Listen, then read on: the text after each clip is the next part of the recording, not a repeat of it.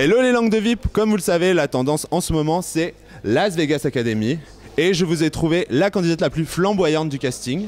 Hein, là, attention, ça envoie du lourd, autant par le physique, le charisme que la voix. On ne va pas se mentir. Cécilia, première question, on attaque directement. Pourquoi as-tu accepté Las Vegas Academy ? J'ai accepté pour le côté musical en fait, vraiment musical à la base, c'est quand même un gros truc. Et pour le côté aussi rêve américain, tout ça, Las Vegas, on va pas se mentir, hein, c'est quand même un peu, c'est de la tuerie quoi, du coup c'est pas mal, ouais, du coup j'ai vraiment pour ça à la base, ouais.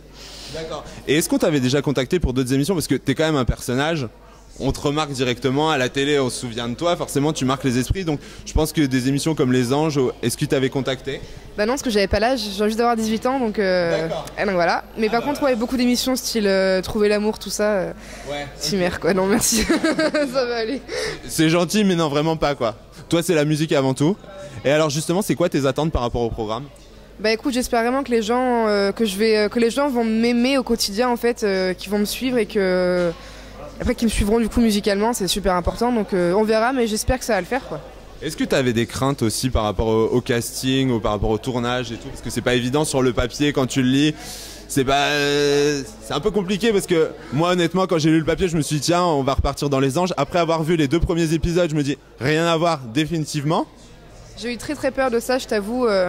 Déjà du côté télé-réalité que je voulais pas en fait, parce que bon la musique si on t'est grillé quoi. Donc il y avait ça. Et puis aussi franchement j'avais très peur, pour pas te mentir, du niveau à la base. Parce que quand j'ai vu les noms en fait sur le coup, il y en a plein que je connaissais pas, je me suis dit enfin c'est bizarre quoi. Et au final non, le niveau est quand même super bon je trouve. Et ils ont tous des voix de dingue, on a tous un univers très différent, voilà c'est ça. Du coup non, très contente ouais. Et qu'est-ce que tu as appris finalement aux États-Unis ? Que je ne vivrai pas en France. Ouais. Non, franchement, ouais, les États-Unis, j'ai appris beaucoup de choses humainement, en fait, sur moi-même, surtout. Après, c'est un tout, eux, c'est tout dans la démesure et c'est vraiment les shows à fond, quoi. Et c'est ce qui manque en France, vraiment. Clairement. Ouais, c'est clair. Donc ça, c'est la vraie différence musicale pour toi entre la France et les États-Unis ? Ah bah, les États-Unis, ils sont là et nous, on est là, quoi. Clairement, musicalement, il n'y a pas photo. Ok, ça, c'est fait. Bisous, les gars. On vous aime beaucoup, beaucoup, beaucoup. Et qu'est-ce que tu vas retenir de l'aventure en elle-même ? De l'aventure, franchement, que du bon. Vraiment que du bon. Pour moi, franchement, j'ai passé le plus beau mois de toute ma vie. Faut pas te mentir, franchement, c'était de A à Z. Tu verras, de toute façon, dans l'émission, vous verrez. Mais c'était vraiment dingue, vraiment. Bon, il est temps de passer maintenant aux questions langue de VIP, quand même. Attention. Bon, elles sont gentilles, je te rassure. Ou pas, on verra ça. Donc, première question, quel est ton coup de cœur au sein de l'émission ? Musical et humain. Mon coup de cœur musical au sein de l'émission, je dirais que c'est Mehdi. D'accord. Musicalement pour moi, j'admire énormément ce mec. Après tous, Tony, tout ça, c'était vraiment musicalement, c'était très fort. Et humainement, bah vous verrez. Pas tout vous dire, c'est pas drôle sinon. Oui. Voilà. Donc vous verrez. Il y a du coup de cœur. Il y a du coup de cœur. Ok. C'est déjà bien. Et à l'inverse, est-ce qu'il y a des gens où tu as eu plus de mal ? Après, on est humain, donc on peut pas s'entendre bien avec tout le monde. Mais ça je vous laisserai voir aussi parce que du coup si je dis tout c'est pas drôle, les coups de gueule tout ça. Donc tu verras encore une fois. Ça dépend des moments en fait, ça dépend des moments. Mais j'étais très calme dans l'aventure. Ah, donc ça promet. Attention, vous êtes prévenus. Et alors, on va revenir un peu sur ton aventure The Voice. Alors, on se souvient que tu es parti, une élimination qui était un peu compliquée finalement parce que le public n'était pas du tout d'accord. Hein, au niveau des réactions, ça a été assez sanglant. Ouais, alors justement, comment est-ce que tu as vécu ça ? Bah écoute, franchement, je pensais que je plaisais pas tellement que ça au public parce que j'étais sauvée par mon coach à chaque fois, donc je me disais c'est que je dois pas leur plaire. Et au final, quand j'ai été éliminée, ça fait scandale vraiment. Je voyais une des magazines scandale, tout ça. Enfin, je disais c'est quoi ce délire ? C'est quoi ça ? Du coup, non, bah ça fait plaisir au final parce que tu sais que t'es soutenu, donc ça fait du bien, franchement. Parce que quand t'es éliminé de ça, t'es un peu dégoûté et tu te rends compte qu'en fait, finalement, non, franchement, c'était, je l'ai bien vécu en fait au final. D'accord, finalement, avec du recul, ça va. Ouais, c'est clair. Sur le coup, ça fait toujours un peu mal, mais. Sur le coup, ce qui m'a fait mal, c'était de séparer de Loïs en fait. Ça se voyait de toute façon. Moi, je suis éliminée, on est en larmes toutes les deux, et c'est juste à cause de ça. Mais j'ai vite repris le dessus en fait, et sur cette émission, elle s'est terminée un jour, donc ça va. C'est ça, quoi. Et finalement, tu as été éliminée face à Louane. Est-ce que c'est une fille dont tu suis le parcours aujourd'hui ? Bah écoute, Louane, on était très proches pendant The Voice, ça se voyait. Et en fait, je t'avoue que maintenant, elle est occupée, je suis occupée. Du coup, non, je la suis quand même, je regarde ce qu'elle fait, je suis très fière d'elle. Après, ouais, c'est sûr qu'on est beaucoup moins proches qu'avant, quoi. Enfin... T'as été voir son film ou pas ? Non, je suis pas allée le voir. J'ai pas eu l'occasion d'aller le voir, mais je le verrai un jour, de toute façon à la télé ou en DVD, tout ça. Mais ça, c'est sûr. Voilà. Je pense que ça va arriver. Ça va arriver. Ah bah d'accord, ok. Ça c'est fait. Et alors justement, par rapport à ton coach, est-ce que tu as encore des contacts avec lui?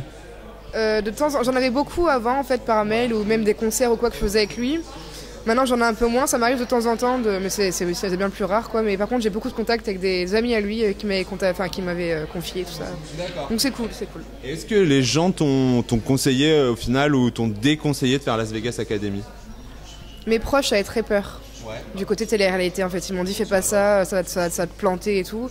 Je leur ai dit mais de toute façon c'est ma vie, je fais ce que je veux, si j'ai envie de le faire je le fais et au final j'ai bien fait et au final ils se rendent compte que j'ai bien fait aussi quoi. Donc comme quoi je m'écoute maintenant, j'écoute plus les autres, c'est fini. Bon, parfait. Fini. Et alors justement on a vu déjà sur Facebook il y a quelques photos qui sont sorties, on voit notamment que tu chantes avec un groupe américain. Qu'est-ce que ça fait de chanter avec des Américains, des vrais musiciens de là-bas? C'est la tuerie. Les Américains là-bas ça n'a rien à voir, comme je disais tout à l'heure, le niveau il est tellement décuplé, c'est... dans les photos, tu vois un gosse de 9 ans qui joue, quoi, et putain, il a 9 ans, et le mec, c'est un tueur, il fait des solos de dingue, quoi. Enfin, c'est un truc, franchement, c'est impressionnant. Et ouais, c'est magique, vraiment. Ouais. Et alors, bon, on va pas balancer d'exclus sur Las Vegas Academy, hein, puisqu'on n'est pas là pour ça, vous regarderez les épisodes pour tout savoir. Par contre, sur The Voice, maintenant, il y a prescription. Alors par contre, est-ce que tu peux m'expliquer quelque chose?